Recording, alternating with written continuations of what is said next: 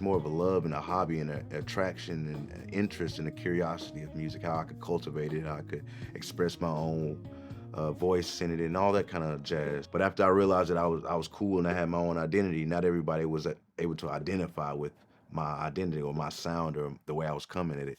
Being original, it was fine, but going in the market for consumers, it's kind of hard to put you in a like, are you pop? Are you folk? Are you indie? Are you urban? What are you? So that's when the career part started taking in because it was more of a challenge instead of just being deterred that okay, everybody's saying, oh yeah, you sound good, and that's the end of that. Yeah. It's not like okay, where's your next song? Where's your video? You got a show coming up.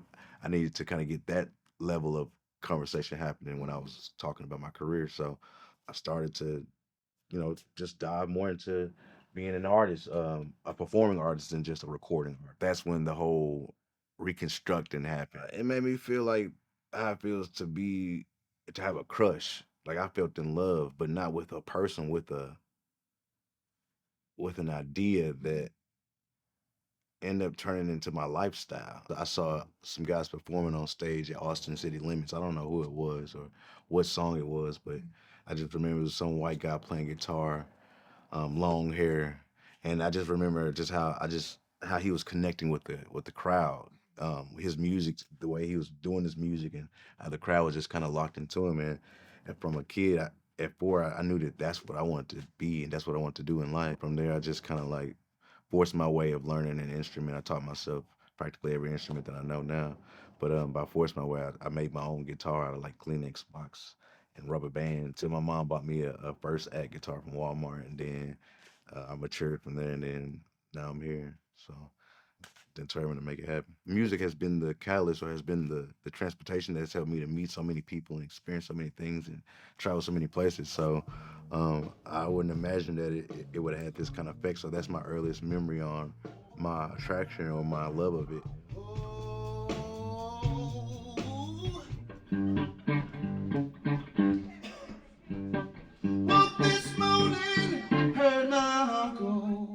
Bob Marley, Marvin Gaye, Tupac, Jimi Hendrix, Wes Montgomery, Michael Jackson, B.B. King, Albert King, Freddie King, Muddy Waters, Eric Gales, from old soul music from Aretha to Sam and Dave to Isaac Hayes. I definitely see their presence in my work today.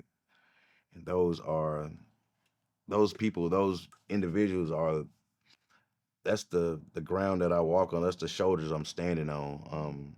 They're the icons. They're the pioneers. Of course, I had my own love, but my mom was like, "Okay, check this record out, or listen to this vinyl, or listen to Woodstock Live."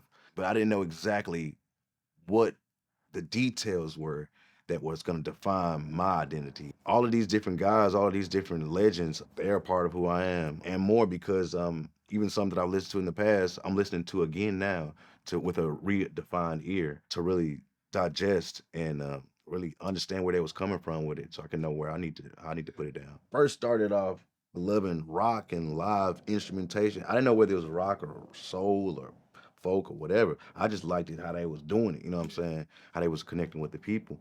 So my first thing was like Jimi Hendrix, Green Day, Smash Mouth, Andre 3000 when he on his part of the Speaker Box album. I was really into like 90s, early 2000s pop, folk, indie kind of music. Just being honest, because that was predominantly what was in like the movies or what was in commercials or what was in wherever I would find music. So I'm a black kid that like white folks music, and some of these white guys, they'll give some of their credit or some of their role models to black guys, black musicians. So really it's the love of music at the end of the day. When I came here to Nashville in May of 2023 and I met Mike Turney, who's the owner of Papa Turney's Juke Joint, which is a barbecue restaurant in Hermitage. He has an open mic there every Wednesday. And I went to perform there one Wednesday, and after I performed, he was like, "Young man, you sound really good. Do you have any originals?"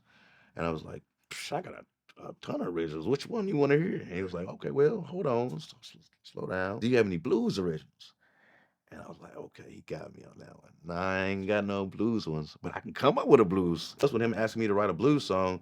In my mind, the owner of an establishment, you got to be a food and not understand this is an opportunity from somebody who sees something in you. So that night, I went back to my truck because I was really just out here in Nashville, sleeping in my truck, just going from bar to bar, just doing open mics, just trying to get exposed. I had a song already in my notes. It was a chorus, and I know blues changes, so I was like, let me kind of put this together, and I put a verse with it, and that was called "Don't Play with My Money." Yeah, you love playing games, but I don't play about my change. So don't play with my money. So the next day I come back to his restaurant and he pays me to do my set. After I got done with that song, he poked his head out the kitchen and was like, B, he called me B. He was like, whose song is that? I was like, that's my song. He said, you wrote that? I said, yeah. He said, I thought you didn't have any blues songs. I said, well, I wrote that last night after you asked me to write a blues song. So I came up with two more songs. So I wanted to understand, what did BB King get from Muddy Waters and these guys? What did, I'm trying to see, like, and I still got more learning to do. I want to go like kind of slave blues roots, that wood floor stumping blues. Then I looked at my uncle's obituary. I had it on the top of my computer screen. I looked at it and I just said, "Oh, Uncle Jeff." And I kind of laughed at myself because I was listening as I said his name. I was like, that sounds like a blues country song, Uncle Jeff. And the beat was playing in the background.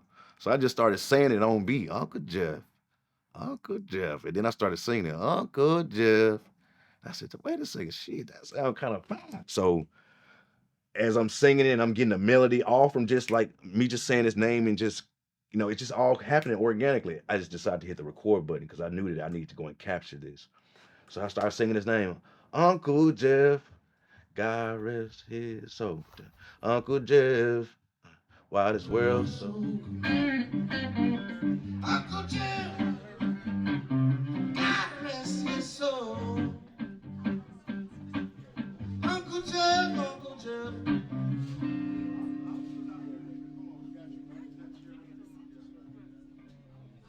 Uncle Jeff, oh, why this world so